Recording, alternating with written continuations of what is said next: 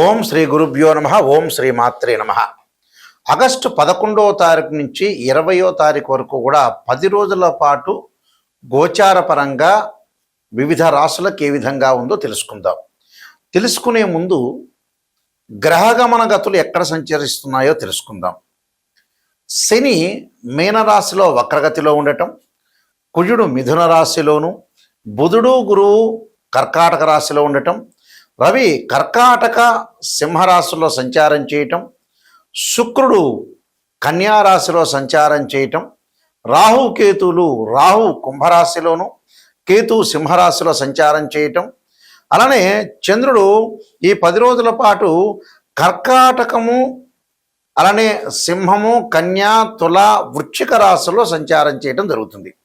ఇవన్నీ కూడా గోచారరీత్యా చెప్పబడే ఫలితాలు అంటారు.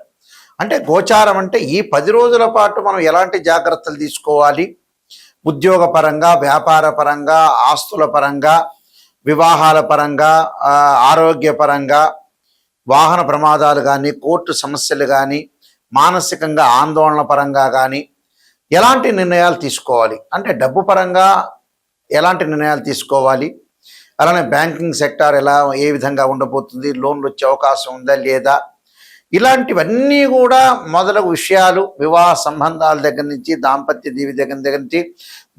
జీవితం దగ్గర నుంచి ఆరోగ్యపరంగా కానీ ఇలాంటివన్నీ కూడా ఎలాంటి నిర్ణయాలు తీసుకోవాలి, ఎలాంటి నెగిటివ్ ఉంటుంది, ఎలాంటి పాజిటివ్ ఉంటుంది, ఎలాంటి జాగ్రత్తలు తీసుకోవాలి. ఎప్పుడు కూడా జీవితంలో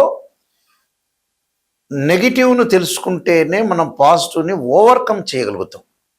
అచ్చం జీవితంలో ఏ మనిషి అయినా సరే నిజం తెలుసుకోవటం చాలా ఇంపార్టెంట్. నిజం తెలుసుకుంటే మనం జాగ్రత్త పడే అవకాశం ఖచ్చితంగా ఉంటుంది. అబద్ధాల ముసుగులో ఉంటే జీవితం అంతా మనం మోసం చేసుకున్న వ్యక్తులం అవుతాం. దానివల్ల పెద్ద లాభం లేదు, మీరు మోసపోయినట్టు ఉంటుంది. అందువల్ల నిజాన్ని తెలుసుకొని మనం చాలా జాగ్రత్తగా గోచార రీత్యా ఏ విధంగా ఉండాలి 10 రోజుల పాటు మనం తెలుసుకోవాలి. ఎందుకంటే నిజం అనేది చాలా ఇంపార్టెంట్. ఇక్కడ నిజాన్ని తెలుసుకుంటేనే జ్యోతిష్యం. జాతకానికి ఎవరైనా సరే నన్ను అప్రోచ్ అయిన వాళ్ళు, నిజం తెలుసుకునేవాళ్ళు మాత్రమే ముందుకు రండి. అబద్ధం తెలుసుకోవటం వల్ల పెద్ద ప్రయోజనం ఉండదు. మీరు ఏదో ఆస్ట్రాలజర్కి ఒక కన్సల్టింగ్ ఫీజు ఇస్తారు, ఒక పాజిటివ్ తెలుసుకుంటారు, హ్యాపీగా ఉంటారు. కానీ నిజం తెలుసుకుంటే మీకు అసత్యం తెలుసుకోకూడదు, సత్యదూరం అంటారు. సత్యాన్ని తెలుసుకొని ముందుకెళ్తే మీకు మంచి రిజల్ట్స్ వచ్చే అవకాశం ఖచ్చితంగా ఉంటుంది. కన్యా రాశి వారికి 10 రోజుల పాటు ఏ విధంగా ఉండబోతుంది? కన్యారాశి వాళ్ళకి శుభ కార్యక్రమాలు కొంత వాయిదాలు పడే అవకాశాలు ఉంటాయి. ఆర్థిక పరిస్థితి అనేది కొంత మెరుగవుతుంది. అప్పుగా ఏదైతే ఇచ్చారో ఆ డబ్బని చేతికి అందే అవకాశం ఉంటుంది. సమాజంలో కీర్తి ప్రతిష్టలు బాగా పెరగటం ఒకటి, వ్యాపార లావాదేవీలు చాలా బాగుంటాయి. కుటుంబ విషయాల్లో కూడా శుభ కార్యక్రమాలు జరిగే అవకాశాలు, సమాజంలో గౌరవ మర్యాదలు బాగా పెరిగే అవకాశాలు ఉంటాయి.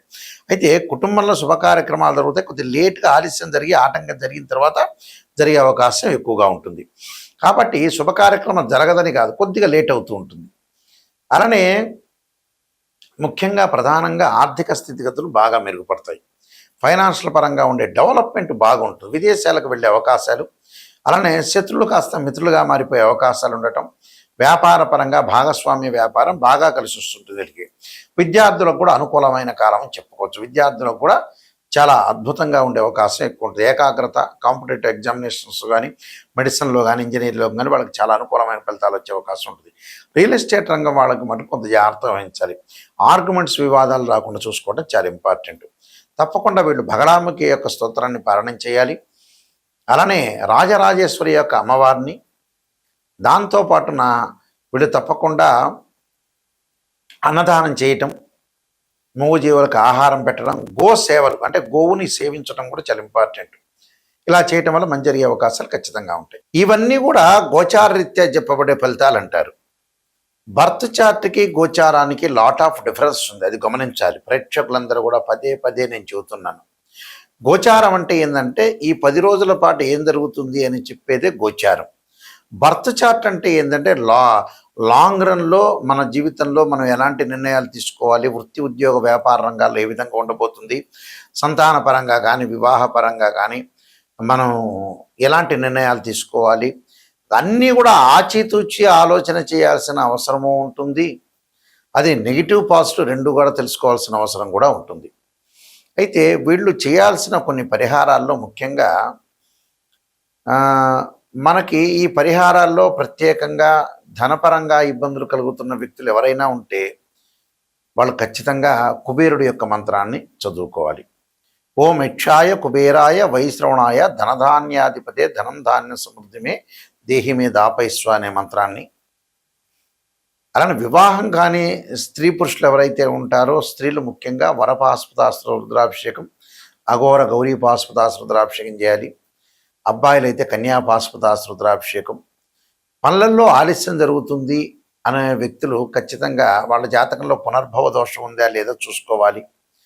ఫైనాన్షియల్ పరంగా ఆర్థిక స్థితిగతులు ఏ విధంగా ఉండబోతున్నాయి, అసలు ఆర్థిక పరంగా ఇబ్బందులు కలుగుతున్నాయంటే జాతకంలో గురుచండాల యోగ దోషం ఉండొచ్చు. అసలు ఏ దోషాలు ఉన్నాయి అనేది మనం తెలుసుకోవాలి ఖచ్చితంగా. మానసికంగా వెదపడుతున్న వాళ్ళు ఖచ్చితంగా చంద్రుని యొక్క నామస్మరణ చేయాలి. దదీశంక తుషారాభం క్షీరోధారణం సంభవం నమామి శిశిరం సోమం శంభురుమకట భూషణం అనే మంత్రాన్ని చక్కగా చదువుకోవాలి. అంటే క్షీరపుత్రాయుధి అమృతతత్వాయుధీమే తన్నో చంద్ర ప్రచోదయాత్ అనే మంత్రాన్ని, చంద్రగాయత్రి మంత్రాన్ని చదువుకోవాలి. అలానే అంగారకుడు అంటే వాహన ప్రమాదాలు కోర్టు సమస్యలు వస్తుందంటే తత్పురుషాయుధే మహాసేనాయుధీమే తన్నో షణ్ముఖ ప్రచోదయాత్ అనే మంత్రాన్ని చక్కగా చదువుకోవాలి. అలానే శని యొక్క ఏదైతే శని దోషం అనేది ఎల్నాటి శని, అర్ధాష్టమ శని, అష్టమ శని, కంటక శని, పొంగు శని ఉన్న వాళ్ళు ఖచ్చితంగా దక్షిణాకాళి యొక్క స్తోత్రాన్ని పారాయణం చేయాలి. అంటే ఇలాంటి రెమెడీస్ అనేవి చాలా ఇంపార్టెంట్గా చేసుకోవాలి. ఎందుకంటే ఎప్పుడైనా సరే మనం బర్త్ చార్ట్కిను గోచారానికి చాలా తేడా ఉంటుంది. బర్త్ చార్ట్లో ఏంటంటే 16 డివిజనబుల్ చార్ట్ చేస్తారు. అంటే D16 చార్ట్స్ అంటారు. అంటే D1 అంటే రాశిచక్రం అని, D9 అంటే నవాంశం అని, అలాగే భావచక్రాలు, దశమాంశ చక్రాలు, సప్తమాంశ చక్రాలని డివిజనబుల్ మ్యాథమెటికల్ క్యాలిక్యులేషన్ వేసి డివిజనబుల్ చార్ట్స్ చేసి జాతకాన్ని ఎలా ఉండబోతుంది అనేది మనం చూసుకొని నిర్ణయం చేసుకోవాలి.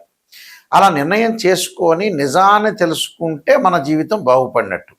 అబద్ధాన్ని మనం తెలుసుకున్నామంటే మీ జీవితం బాగుపడనట్టే. అది 100% విషయం. ఏ ఆస్ట్రాలజర్స్కైనా అప్రోచ్ అయినప్పుడు నిజాన్ని తెలుసుకోవాలి. సమయానికి సందర్భాన్ని బట్టి కూడా చూడాలి. నిజం తెలుసుకున్నంత మాత్రాన మీకు ఒరిగేదేమీ లేదు. అక్కడ నిజం తెలుసుకొని దాన్ని ఓ డాక్టర్ దగ్గరికి వెళ్ళారు, ఆపరేషన్ చేయాలమ్మా ఈ వారంలో 10 రోజులంటే ఆపరేషన్ చేసుకోవాలి. లేటు చేశారనుకోండి నిజం తెలుసుకొని నెల రోజుల తర్వాత ఇక చాలా ప్రాబ్లమ్స్ వస్తాయి. అలానే ఏదైనా ఒక ఆస్ట్రాలజర్ని అప్రోచ్ అయినప్పుడు నిజాన్ని తెలుసుకొని దానికి తగ్గ ఫలితం అనేది రెమెడీస్ అనేవి ఇమీడియట్లీగా తీసుకుంటేనే మీకు రిజల్ట్స్ వచ్చే అవకాశం ఉంటుంది. 50 ఏళ్ళప్పుడు మీరు రిజల్ట్ తెలుసుకొని 70 ఏళ్ళప్పుడు పూజ చేసుకుంటే పెద్ద ప్రయోజనాలు ఉండవు.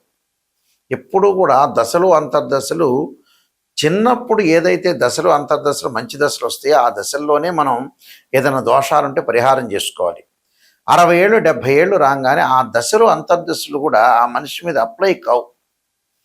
అంటే అంత పర్ఫెక్ట్గా అక్కడ పాజిటివ్ ఇవ్వవు. అంటే శరీరంలో బాడీ ఎలా ఉంటుంది, కొన్నాళ్ళ తర్వాత వీక్ అయిపోతుంది కదా. అలానే ఆ దశలన్నీ కూడా మంచి దశలన్నీ కూడా చిన్నప్పుడు వెళ్ళిపోతుంటాయి. లాస్ట్లో ఉండేటప్పుడు ఆ దశలు అనేవి చెడు దశలు వచ్చే అవకాశాలు ఎక్కువగా ఉంటాయి. కాబట్టి అది గమనించాలి. అసలు లగ్నం నుంచి ఏ దశలు కలిసి వస్తాయి, ఏ దశలు కలిసి రావు, మనకి ఎన్ని రోజుల పాటు మనం డబ్బులు సంపాదించగలుగుతాం, ఎర్నింగ్ చేయగలుగుతామని నిజం తెలుసుకోవాలి. అక్కడ ఒక అమ్మాయికి వివాహము, అబ్బాయికి వివాహం కాలేదంటే రాశిచక్రము, నవాంశం, భావచక్రం, దశలు అంతర్దశలు తెలుసుకోవాలి. గోచారం ఏంటంటే చాలామంది కూడా గోచారం అంటే ఏంటంటే జస్ట్ ఆ 10 రోజుల్లో, నెల రోజుల్లో, ఆ వారం రోజుల్లో మనం తీసుకోవాల్సిన నిర్ణయాలు మాత్రమే. ఎప్పుడు అవి లాంగ్ రన్లో పనిచేయవు. ఇప్పుడు 10 రోజుల ఫలితాలు చెబుతున్నాయి, 10 రోజుల వరకే. అంతేగాని లాంగ్ రన్లో పనిచేసేవి ఏంటంటే నాటల్ చార్ట్, బర్త్ చార్ట్ అంటారు. అది తెలుసుకోండి, నిజాన్ని తెలుసుకోండి. అబద్ధాల ముసుగులో ఉంటే వేస్ట్ జాతకం చెప్పించుకోవడం కూడా. నేను అంత ఓపెన్గా చెప్పే మనిషిని, ఎందుకంటే మేము వంశపారంపర్యంగా చెప్పే మనుషులం. మా నాన్నగారు కూడా పెద్ద సిద్ధాంతి. అందువల్ల ఏమిటనంటే ఇవన్నీ తెలుసుకోవాలి, నిజాన్ని తెలుసుకోవాలి. స్త్రీయ లోపం పెరుగుట పెద్ద విద్య, లోపమెరిగిన వాడే పూర్ణుడవుతాడట. మనలో లోపాలని మనం సవరణ చేసుకుంటే 100% కంప్లీట్ మ్యాన్ అవుతాడు. అది నిజం తెలుసుకోవాలి. ఇన్ టైంలో నిర్ణయం తీసుకోవాలి. ఇన్ టైంలో నిర్ణయం తీసుకుంటే కొంతమంది పిల్లల యొక్క పెళ్ళిళ్ళకి చూపిస్తుంటారు మా దగ్గరికి వచ్చి. చూపించిన తర్వాత చేద్దాం అంటే 42 ఏళ్ళు వస్తుంది. ఎందుకు ఆ జాతకం చూపించుకోవటం? ఇంకా అంత అయిపోయిన తర్వాత జాతకం చూపించుకోవటం కూడా వేస్ట్. ముందుగానే నిర్ణయం తీసుకోవాలి. భగవంతుడు ఒక జ్ఞానం ఇచ్చాడండి వాస్తవంగా. ఎలాంటి జ్ఞానం అంటే తొందరగా ఇన్ టైంలో నిర్ణయం తీసుకోవాలి, అంత సమయస్ఫూర్తి, తొందరగా పెళ్ళిళ్ళు చేయటం, డబ్బులు సంపాదించుకోవటం, ఆరోగ్యపరంగా ఇబ్బందులు లేకుండా ఇలాంటివన్నీ కూడా తొందరగా నిర్ణయం తీసుకోవాల్సిన అవసరమే. ఎప్పుడో 40 ఏళ్ళకి 50 ఏళ్ళు వచ్చి మా అబ్బాయి పెళ్లి చేయటం, ఈ లోపలంతా టైం అంతా వేస్ట్ చేసుకోవటం. Don't waste your time. ఇలాంటివన్నీ కూడా ఇదే అసలు మెయిన్ రోలు. నేను చెప్పే విషయమే మెయిన్ రోల్ 100%కి. ఇక దీనికి అసలు క్యాల్కులేషన్ లేదు నేను చెప్పే విషయానికి. అందువల్ల చాలా జాగ్రత్తగా తొందరగా సెటిల్ కావాలి మనిషి. తర్వాత రోజులు లేవు. 500 సంవత్సరాలు బతికేది ఏమీ లేదు ఇక్కడ. అందువల్ల ఇలాంటి నిర్ణయాలు చాలా జాగ్రత్త. నేను చెప్పే ప్రతి విషయం కూడా అక్షర సత్యం. పేపర్లో హెడ్లైన్లో వేయాల్సిన అక్షర సత్యాలు చెబుతాను.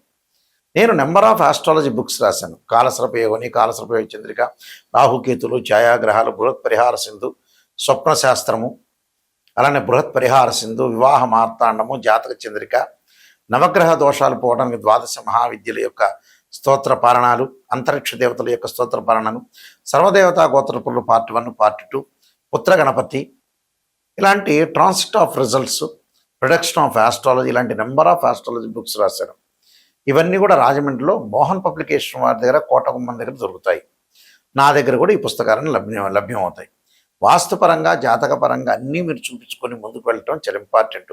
మా వెబ్సైటు www.nayakanti.com, nayakanti.in చూడండి. ఆ స్క్రీన్ మీద స్క్రోలింగ్ అవుతున్న నెంబర్ ఉంటుంది. మీ అందరికీ కూడా శ్రీ పరమేశ్వరుడి యొక్క అనుగ్రహాన్ని ఉండాలని ఆశిస్తూ సర్వే జనా సుఖినో భవంతు.